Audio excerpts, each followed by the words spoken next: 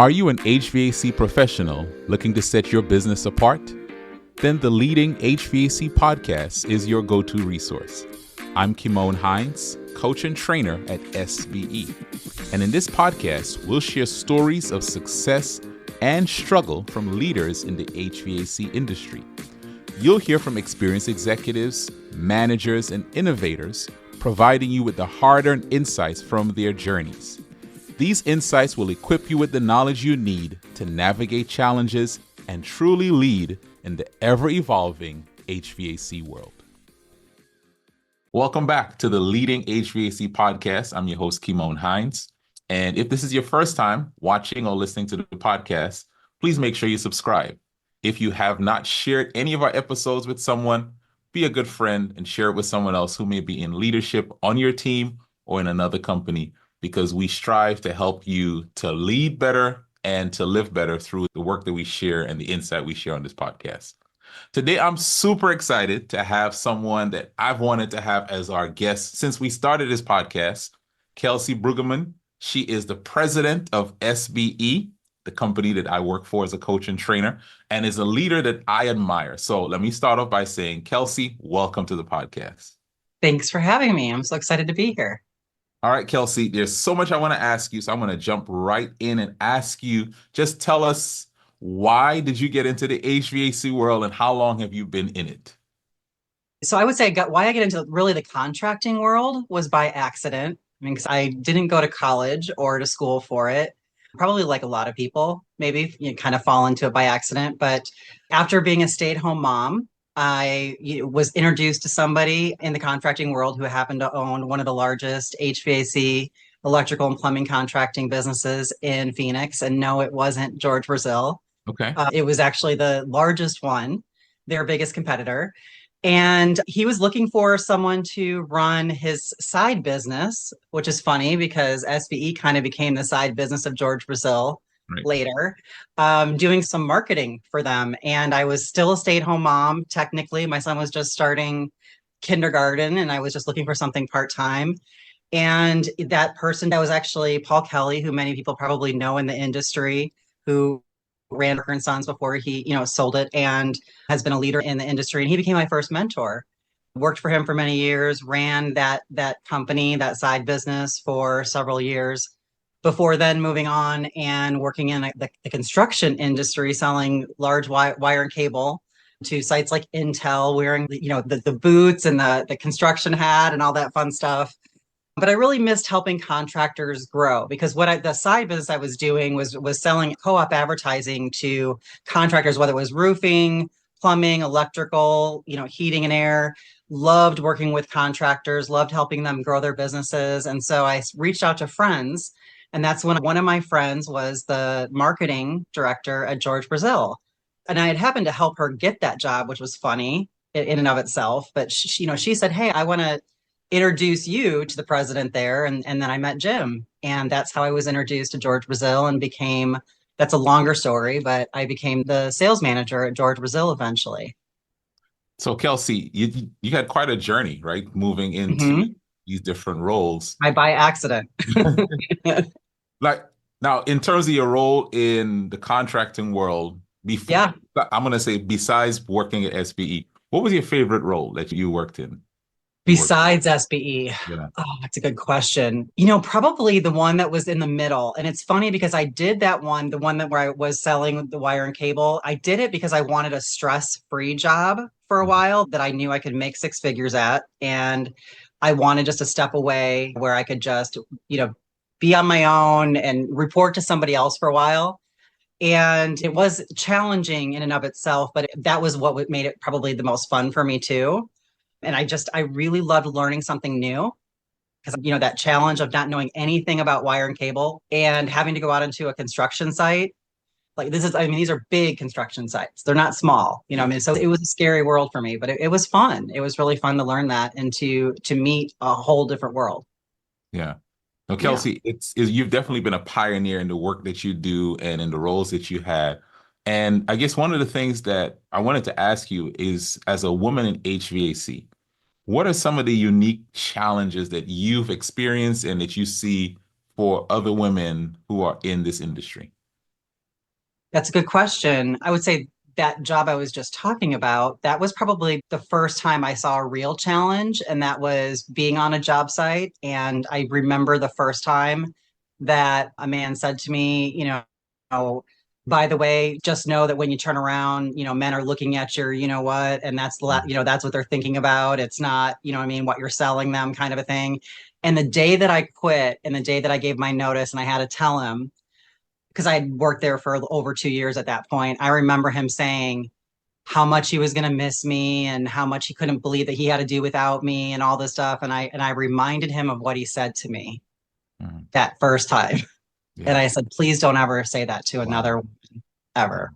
Yeah. Yeah. And so I would say that was probably challenge one. And I've seen it also in some of our female coaches at SBE. It's been a long time since I saw it, and it was probably because we were in the office at that time, so I got to actually see it. Because now Mhm. that we're virtual, I don't see as many things. Mhm. But when I was in the office and we got to talk a lot more, before and after coaching calls and things like that, I did see it that there was a few women that we had a couple contractors that would even ask to be changed Mhm. to different coaches that were men. And it didn't happen very often, but it did happen. And I think that it's unfortunate, but some Mhm. people felt that way. And, that's just how some people are. And they're just living in that day and age. Yeah. It's definitely unfortunate. And, we have so many women in HVAC now, right? In different Mhm. roles, from ownership to being techs and in, any role. What Mhm. advice would you give to another woman who is leading to navigate some of the challenges that she may be facing? Honestly, I would just say if they face them, I would say, have the conversation right then and there. Don't ignore it. Mhm. Don't be afraid to have it. Because I do think that as women, because I didn't have it at the time. For instance, the first time that man said that to me, I walked away, with basically with my tail between my legs and probably cried in my car and, just took that and internalized it and didn't ever have, and I'd had the conversation, 2 years later. Mhm. But, I wish that I had had it at the time. When it happened to an SBE coach, it wasn't the first time and maybe not even the second time, but it was the third time that I did pick up the phone and have a conversation with the owner and tell them that I felt that they just needed to be aware that how it happened, I felt like was an unfair conversation. And I wish that they had handled it differently. Mhm. And I took the risk to lose a customer, Wow. but it was unfair to her. And the way that it happened was unfair because, again, I think it just could have happened differently. And I feel like we ignore things and we make excuses for other people's behaviors. And I feel like you just have to handle it head on because it's not us, it's them, you Yeah. know, and Yeah. people Yeah. just need to know. And it's just ignorance. Yeah. And sometimes people need to be educated on their ignorance. It's really good. Really good. Our guest today is Kelcey Brueggeman. She's the president of Service Business Evolution, SBE. You're listening and watching the leading HVAC podcast. And Kelcey, SBE, now correct me. I know we have been in business for over 10 years. How many Mhm. years has it been? We're in 11 years. So technically 2013 is Okay. when Dave Probst started it. Okay. 2014 is the first year that they started doing training. And how long have you been with SBE? I came on board in 2014. Okay. So I started working for George Brazil in the end of 2013. I was sales manager there and then doing both jobs during the summer of 14. And so it was by the end of summer that we both, Jim and I, realized that that was a full-time job at SBE. And so we transitioned me Right. out of the sales manager role. So I was really only in the sales manager role for 9 months, maybe at Wow. George Brazil. Wow. So, as of the recording of this podcast, it's 10 years, right, in Yes. you leading over Hmm. 1,000 contractors that SBE has worked with Hmm. through your work. And we can't count the millions of dollars of revenue in terms of growth that these companies have had. But Hmm. all of it really hinges upon the team that you've built. So talk to us about like how do you build a team? What are some of the key steps and key insights that you can give us on I'm running an HVAC company. Talk to me about how to lead and to build a team.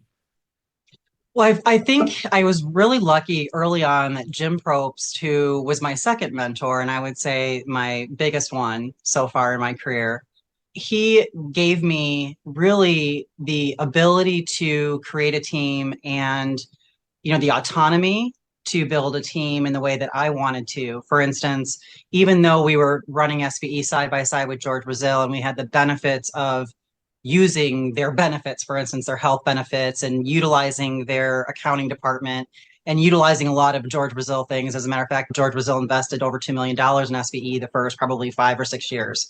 He said, you do it your way. Wow. You run SBE your way, you grow SBE your way, you build the team your way. And that was a really amazing thing for him to do for me. He let me learn my lessons along the way also, still learning those lessons to this day. But, that was a really, really good thing for me where he didn't control, even though he was president for the first, 6 years of SBE before handing the reins over to me.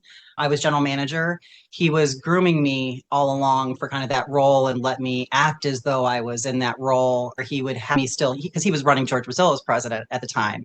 So I was essentially the leader of the company, making decisions and always running them by him those first 6 years. And eventually he was like, you don't need to run them by me. You know what I mean? Kind of a thing. But then it became more about the team started to build itself, right? And really Jim taught me that leaders are built from within. For instance, at George Brazil, I was the second manager that was ever hired from outside. My friend actually was the marketing manager. I was the first senior manager hired from outside. Everyone else, including, Anne, the vice president of residential, and Heather, that was the previous vice president of operations, started as accounting clerks, and worked their way up. Many of their managers started as an install helper and worked their way up to install manager, for instance. So that's kind of the building of a team mentality that Jim taught me is, we've never gone out and hired a leader, for instance. And also people that know more than you or that can add to your team and have a depth that you don't have. So I've never been the kind of leader that's been afraid to hire someone that knows more than me. And there's a lot of people I feel like that they are. And I'll give you a really good example. Oh, yeah. Derek is a great example. He just graduated with his master's in leadership from Embry-Riddle. And I feel like he has the potential to be the future president of SBE. I feel like he has the kind of knowledge, and I go to him for answers to things to this day. And someone asked me once, are you afraid he'll take your job? And I said, I'm hoping he will. Wow. Right? Because you have to have someone and people that you feel like I want to retire one day, right? And you have to have people around you who, A, will help me grow, but also that will bring something to the team that you don't have. I went through an exercise recently, and nobody else knows this, but I went and looked up every single employee's background, their degrees. I wanted to kind of know. I did it when we were hiring them, but you forget. And I was like, what? This person had this degree. This person has an MBA. I couldn't believe how many MBAs were on our team. It's ridiculous. It's probably 75% of our whole team. And so I feel like that's because we look for that. We hire really, really great people that we know can take this company to the next level, and a lot of times know more than us, even as leaders. Kelcey, that's such an interesting insight that you give, because for many of us leading in the HVAC world, it's challenging sometimes when we have someone who might be, as you mentioned, right? Like they have skills, they have abilities in areas that we don't. And what I'm hearing from you is that is a good thing to get people on your team who have strengths where you may have a weakness, who have an area of expertise that you don't, and to empower them, right? And to not be threatened by them, and to, really lean into building a team with strength so that you're not, and these aren't the words you use, but you're not always the smartest person in the room. If you're building a team, you need to make sure you have people on there who in different conversations can add things that you can't. Absolutely. Yeah. Now, this just came to mind because I was thinking about the difference between George Brazil and SBE for our contractors. George Brazil is a much bigger organization. SBE, we have a smaller team. And for a lot of contractors who are getting started, their team size may be closer to the SBE team size than the George Brazil team size. So, Kelcey, I'm going to give you an opportunity to be a coach. You're sitting with a contractor. They're working on their team. They're working on things like core values and those things. Talk to them about how important core values are and just some of the unique things that they need to be looking at when leading a smaller team. That's a great question. I would say the first time I learned how important that was when Jim actually got me a coach. And that was probably 3 years into SBE when we were struggling and I was herding cats, quite honestly. Also because several of us were owners. And so owners like to do their own thing. But that coach actually taught me, first of all, to really understand my personal core values, and then to build our company core values, and then to hire and fire off of core values. And every conversation with every employee should be around core values. And it made it so much easier Mhm, after that, mhm. just so much easier to make decisions.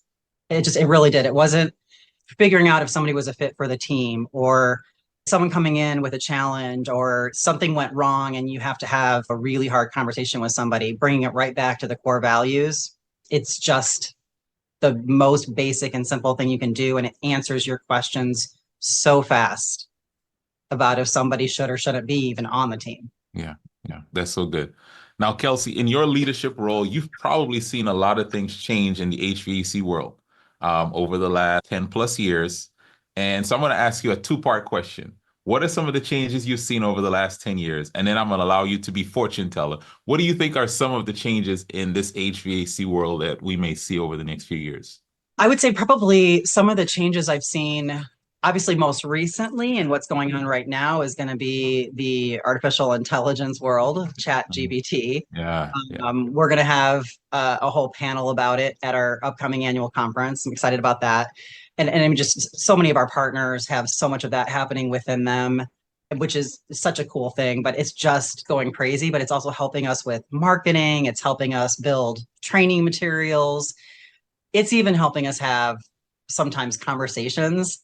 It's just crazy what AI Mhm. can do. So Yeah, that yeah. would say one thing, right? So it's trickling into the HVAC world.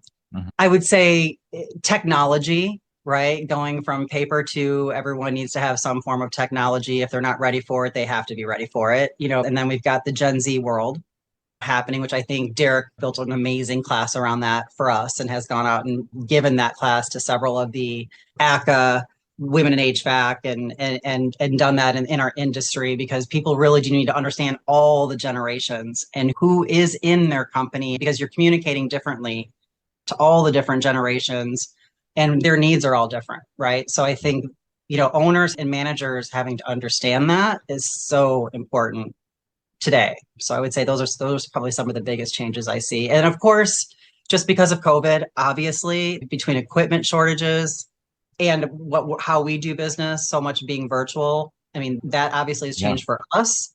yeah. And the fact that for contractors, that became an essential that they still got to go in homes and things like that, but they had to figure out how to be safe.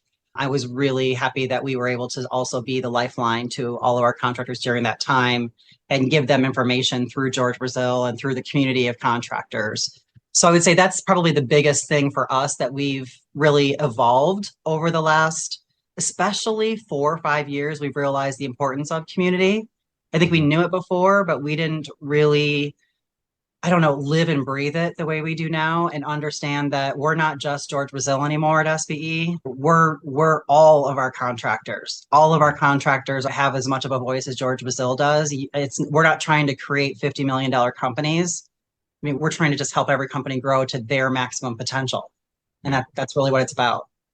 I love that. And Kelcey, I almost want you to stay right there and just talk to someone who's listening to this podcast who may not be an SBE contractor. Just tell them why they should. There's other questions I want to ask, but when you started talking about community, I do feel like it's a great moment. Why should a contractor sign up with SBE?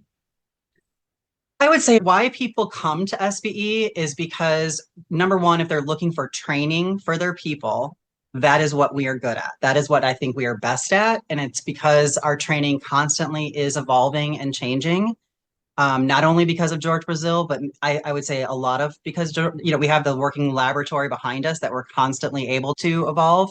But because we have all of our contractors in our program, they're telling us what their needs are. We're constantly evolving that training. We also, one of our core values is about making it fun and having a joyful life balance and doing that for our contractors as well. So we're constantly making training fun and we get that feedback all the time. Yeah. What we're able to do with technicians specifically, how it's so different from the high pressure sales in our industry. It's just so unique and how they love our process and our system.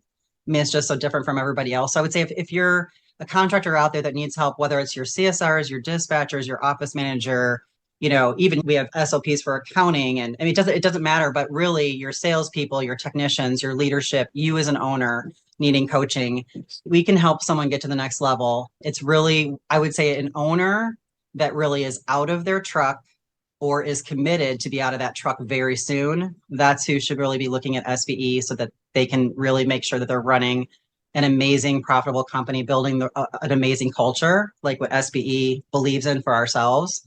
That's what we want to strive for and help them with as well. Wonderful. All right, Kelcey, we always end with what called rapid fire questions. I am ready, I think. All right. All right. So What's the best business book that you've read? I would say Five Dysfunctions of a Team. I Okay. actually built a class around it, and that's probably still to this day one of my favorite books. Okay. I know if you knew the name, if you know the name of the author as well, but if not, I Amazon. don't remember, and I should know the name of the author because it's a very, very famous author, Yeah. but I can't remember the name of it right now. All right. Well, just Google it, people. Five Dysfunctions of a Team. Yeah, it's one of the most famous books. I'm sorry. Yes. All right. What's one thing you want to be better at as a leader in the next year?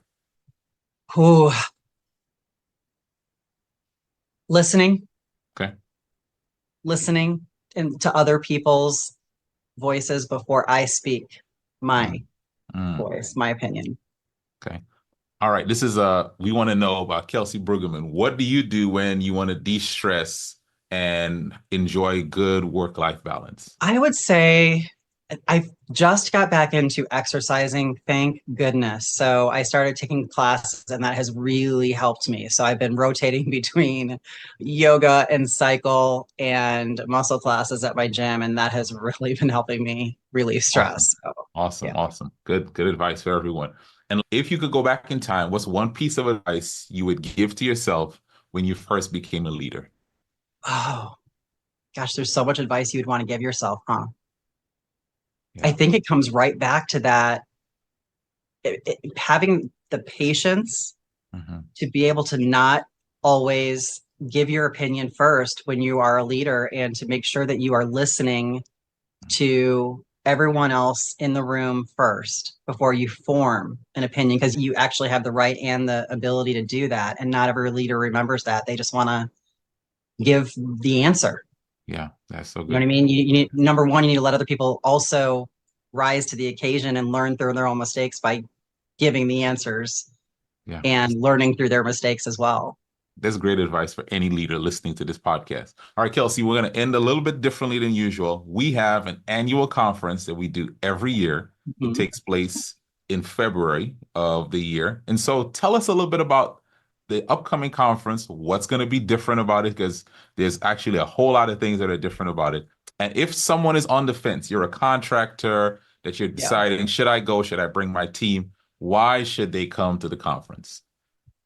I would say there's a lot of things we are doing differently this year, and we always survey everybody, and we really paid attention to surveys and went back to surveys from probably the last 5 years. It's always been in Phoenix for the last 10 years, and this year we're moving it to Orlando, and that's because when you look at the map of where all of our contractors are, a majority are on the East Coast and in Florida, Texas, and so that, and we normally have it 3 days. So we did it a day and a half because they're bringing their top producers to celebrate the wins of the year before. And to have your top producers out of a field for 5 days with travel is asking a lot and giving up a lot of revenue in a company. So we thought having them out of the field for 3 days or 2 days really is a lot less. So those would be the two biggest things I would say that we changed. And also, it's not just for award winners. I mean, we have a lot of keynote speakers. We're doing CSR and dispatch workshop this year. Again, we've shortened it up, and it's really about just getting inspired for that year and celebrating the wins from the previous year. So whether you're not an SBE member yet or you're brand new to SBE, it's for everybody this year. So we're really excited. If you're looking for information on the annual conference, I know our website is sbeodyssey.com. That's sbeodyssey.com. And maybe there's a link. I know there's a link Gosh, right on there. conference. You Yeah. know what? One of the things I forgot, the most important thing this year is it's completely open bar both nights, no tickets, all open bar. So Yeah. all the drinks they can want. Yeah. So if you wanted a reason to come to the conference, here's another one. It's Kelcey, important. thank you so much for giving us your time. Thank you so much for what you do as a leader in the HVAC world, especially with SPE. And thank you for all the insights you shared. And for those of you who are watching, listening to this, please make sure you share this with someone so they can be inspired and they can continue to lead well. Thanks for having me. It's so fun. Thank you for listening to the Leading HVAC podcast. If you would like to learn more about SBE, you can find us online at sbeodyssey.com. That's sbeodyssey.com. If you enjoyed today's episode, we would appreciate it if you would leave us a review on this podcasting platform. Thank you for tuning in, and we'll see you next time.